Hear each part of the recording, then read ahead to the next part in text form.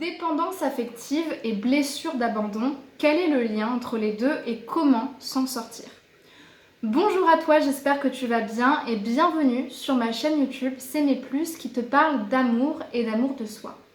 Dans cette vidéo, on va aborder le sujet de la dépendance affective et notamment la dépendance amoureuse ainsi que de la blessure d'abandon qui nous vient donc des 5 blessures émotionnelles de Lise Bourbeau et qui décrit les blessures de l'ego qui nous empêchent d'être nous-mêmes et de nous accepter ainsi que d'accepter les autres. C'est important pour moi d'en parler parce que quand on parle de dépendance affective, on parle souvent de la peur de l'abandon, de la blessure d'abandon, sans déjà savoir ce que c'est et surtout en quoi c'est lié à la dépendance affective. Et dans un objectif de travail sur soi, de compréhension et d'acceptation de soi-même, c'est hyper important de s'intéresser à est-ce que c'est lié chez moi? Est-ce que effectivement j'ai une blessure d'abandon? Et comment je l'ai eue et surtout comment m'en sortir? Donc si c'est un sujet qui te parle et que tu sens que tu es vraiment à la bonne place ici, je te laisse me mettre un pouce bleu pour m'encourager sur cette vidéo et à t'abonner dès à présent à la chaîne YouTube pour faire partie de cette communauté de femmes qui s'aiment, qui se choisissent et qui veulent être aimées à leur juste valeur en cliquant sur la petite cloche pour t'abonner à la chaîne. Si tu ne me connais pas encore, je me présente à toi, je m'appelle Chloé Mercart et je suis coach en amour. J'aide les hommes et les femmes à s'aimer davantage, à s'aimer plus, pour qu'elles soient plus heureuses dans leur vie personnelle et dans leurs relations sentimentales. On commence tout de suite avec la vidéo. Pour faire simple, pour schématiser, je dirais que la dépendance affective est la conséquence d'une blessure d'abandon. Il faut vraiment voir ça comme une sorte d'iceberg ou de montagne à laquelle la racine, le fond de l'iceberg, la grande partie et surtout la cause de ce qui pique, de ce qui est déstructuré à l'extérieur, serait la blessure d'abandon. Et nous allons voir de quoi elle est composée, comment elle se crée, pourquoi elle est là. Et la conséquence de ça, ce serait la dépendance affective. Pourquoi? Parce que la dépendance affective, c'est un trouble. C'est un trouble de l'attachement. C'est quelque chose qui dysfonctionne. C'est une façon de s'attacher qui est souffrante pour moi et pour l'autre. Et surtout, c'est un mode d'attachement selon lequel soit j'ai besoin de me remplir de l'autre pour me sentir vivant, pour me sentir remplie, pour me sentir satisfaite, soit j'ai besoin de trouver un moyen de m'en distancier tout en ayant besoin de lui, donc en le manipulant. Mais du coup, c'est très souffrant pour moi parce que je suis tout le temps dans des relations complètement déséquilibrées et basées sur des abus de pouvoir parce que j'arrive pas à être vulnérable, parce que je sais très bien que si je suis dans la détresse, je perds ma sécurité. Et donc, je retombe dans de la dépendance affective. Donc, pour schématiser, la dépendance affective, j'en ai beaucoup parlé sur ma chaîne et je t'invite à faire une pause et à aller regarder toutes les compilations sur la dépendance affective. Je te mettrai une vidéo juste là. La dépendance affective, c'est se sentir tellement vide en soi, tellement pas assez, lacunaire, poreux, qu'on a besoin d'aller se remplir de l'autre. Pour le dépendant affectif, la personne, l'objet, c'est un moyen de se remplir. Un petit peu comme une personne qui est addicte se remplirait d'une substance. C'est exactement pareil. D'ailleurs, les personnes qui souffrent de dépendance affective, parfois, elles cumulent cette dépendance avec une dépendance à des substances. Donc la dépendance, c'est justement ce par quoi j'ai besoin de compenser. Et ça fait référence à une blessure latente, à quelque chose qui est beaucoup plus profond. Et c'est là qu'intervient la blessure d'abandon. Dans les 5 blessures émotionnelles de Lise Bourbeau, Lise Bourbeau nous décrit justement que la blessure d'abandon, c'est la blessure de la peur de la solitude. Celui qui porte le masque du dépendant, donc celui qui souffre de la blessure d'abandon, c'est une personne qui, avant toute chose, a peur d'être seule. Pourquoi? Parce qu'en elle, dans ses croyances, dans son expérience, dans ce qui lui fait peur, dans toutes les relations de sa vie, on lui a montré qu'elle n'était pas assez. On lui a montré que si elle était toute seule, alors elle servait à rien. Que toute seule, elle ne pourrait pas s'en sortir. Que de toute façon, elle n'était pas responsable. Et que si elle ne manipulait pas les autres et qu'elle n'avait pas les autres dans sa vie pour la supporter, pour la soutenir, elle ne ferait rien de sa vie. Ça, c'est le mélange de 2 éléments. La première chose, c'est que le dépendant, dans sa constitution, c'est quelqu'un qui a du mal à être responsable. Responsable de ses blessures, responsable de ses pensées, responsable de ses émotions, responsable de ses peurs et responsable dans la vie vis-à-vis de son épanouissement personnel. C'est pour ça qu'il a besoin de l'autre pour se remplir de lui-même parce qu'il pense que tout seul il ne peut pas le faire. Et quelqu'un qui ne reconnaît pas qu'il a autant de capacités que les autres, autant de sécurité en lui que les autres pour se faire confiance. Et le deuxième facteur à ça, c'est que dans son enfance, généralement, c'est durant l'enfance, et dans le rapport à ce qu'on appelle les premiers objets, c'est-à-dire les premières figures qui ont donné l'attachement, généralement c'est la mère et le père, c'est des figures qui ont été soit beaucoup trop étouffantes et donc beaucoup trop sécurisantes et qui ont complètement étouffé la sécurité de l'enfant parce que j'ai tellement tout le temps eu besoin des autres, on m'a tellement pas laissé respirer, laissé explorer par moi-même que je ne peux pas faire autrement que de demander l'aide des autres parce que d'une certaine manière, me dire qu'on a tout le temps besoin d'être avec moi, c'est me dire aussi que je ne suis pas responsable et que je ne suis pas indépendant.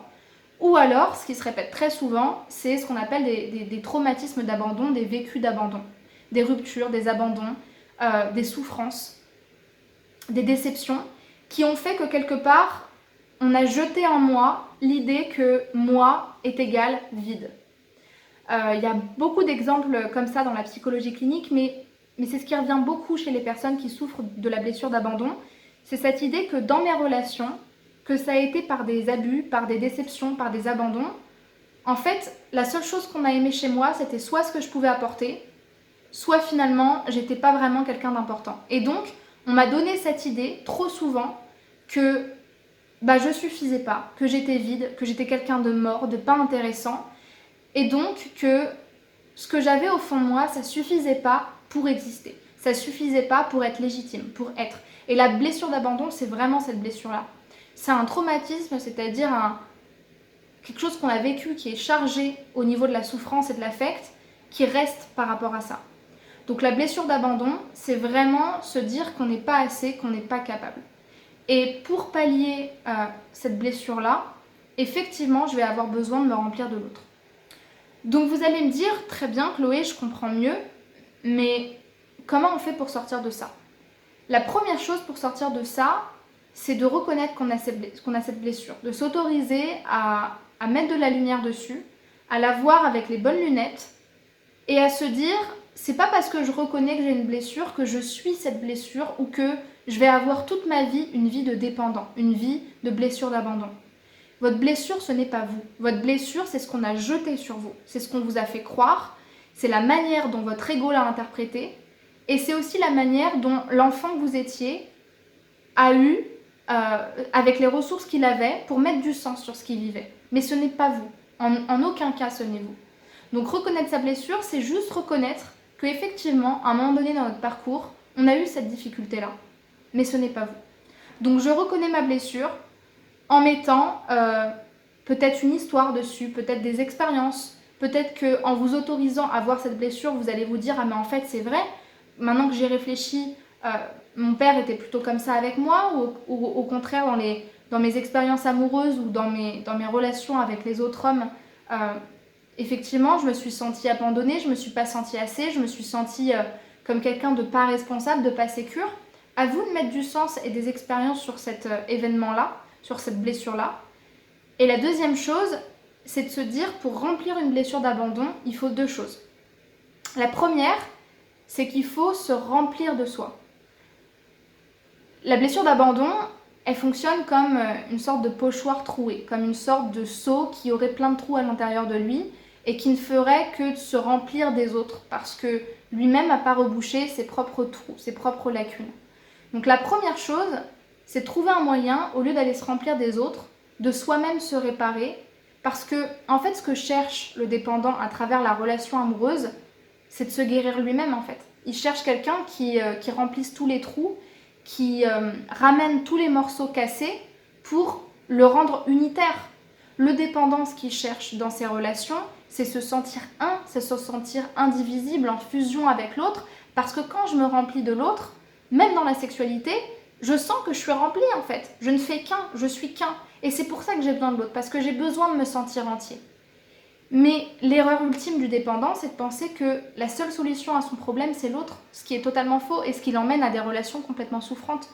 En fait, même quand je pense ne pas être entier, je suis toujours entier puisque je suis moi. même si on m'a fait du mal, même si on a abusé de moi. Et en fait, tout le challenge pour les dépendants, ça va être de reconnaître que même avec tout ce que j'ai vécu, je reste un, unique, indivisible. Et c'est parce que moi, je vais mettre ma casquette et ma couronne de personne légitime, pleine, entière, qui peut se faire confiance et qui est aussi sécure et suffisante que n'importe qui d'autre. Et ça demande un sacré courage quand même. C'est parce que je vais faire ça que je vais me remplir de moi-même et que je vais être capable de me rendre compte petit à petit que en fait, j'ai pas besoin de l'autre pour me remplir moi. Je suis capable de ressentir de la présence rien qu'en étant moi-même. Les personnes dépendantes, elles sont souvent vides, surtout au niveau du plexus solaire, et elles sont comme ça, un petit peu comme si on aurait levé une ancre et que le bateau y redescendait. En fait, quand on remet l'ancre à l'intérieur et qu'on ressent de la sécurité, on se tient déjà beaucoup plus droit parce qu'on sent que là, il y a quelque chose qui tient, il y a quelque chose de sécure. Première chose à faire. Deuxième chose à faire, se responsabiliser. Si vous ne vous responsabilisez pas par rapport à votre blessure, par rapport à votre parcours, par rapport à votre histoire, par rapport à vos expériences, à vos rencontres, à la manière que vous avez eu d'interpréter tout ça, vous ne pourrez pas justement combler ces trous et vous faire confiance à nouveau et casser ces schémas-là. Et se responsabiliser, ça passe par reconnaître tous ces points-là, peut-être, selon vous, si vous en avez besoin, être accompagné, lire des livres, vous former, mais aussi d'une manière générale, c'est peut-être la chose la plus importante, arrêter de remettre la faute sur les autres et de dire tous les hommes sont comme ça, c'est pas de ma faute, si je suis comme ça, c'est de la faute. Oui, il y a de la faute, oui, effectivement, il y a des choses qui vous sont arrivées qui appartiennent aux gens, mais ce que vous en faites, ça vous appartient. Et surtout, cette habitude de tout le temps remettre votre avenir dans les mains des autres en disant de toute façon, c'est pas de ma faute, je suis une victime, ça, c'est pas se responsabiliser. Parce que ce que l'autre me fait, ça lui appartient, mais ce que moi, je laisse faire chez moi et la manière dont je traite ce qu'on m'a fait, ça m'appartient à moi. Et si je ne suis pas capable de poser une intention et de me dire, à partir d'aujourd'hui, voilà ce que je veux être, voilà ce que je veux faire, je ne me responsabilise pas. Si je ne me responsabilise pas, je suis un petit peu comme une feuille qui serait posée dans une tornade. Je vais n'importe où et je ne sais pas comment je vais finir. Voilà. Et pour les personnes qui sentent qu'elles ont besoin d'être accompagnées pour faire ce travail-là et qui ont besoin d'aller plus loin dans ce travail-là, sachez que vous pouvez être coaché par moi et vous pouvez réserver votre bilan sentimental offert. C'est un appel offert d'une 30aine de minutes avec moi dans lequel je vais pouvoir identifier quels sont vos blocages, quels sont vos besoins d'accompagnement pour que je puisse savoir est-ce que je suis la bonne personne pour vous accompagner et comment je vais vous accompagner à vous libérer de la dépendance affective pour être une véritable reine, une véritable femme qui s'aime. Donc le lien est en description de la vidéo. Pour les autres, je vous invite à liker cette vidéo, à la partager, à la commenter, à me dire qu'est-ce que vous aurez appris de vous-même, à rejoindre la chaîne YouTube pour recevoir toutes les vidéos et me faire toutes les compilations sur la dépendance affective. Vous avez juste à cliquer sur s'abonner et sur la petite cloche. Et puis surtout à me suivre sur Instagram pour recevoir du contenu quotidien sur la dépendance affective, l'amour-propre, des relations saines, sereines et des belles histoires d'amour. Merci beaucoup pour votre attention et à très vite pour une prochaine vidéo de coaching sentimental. Ciao ciao.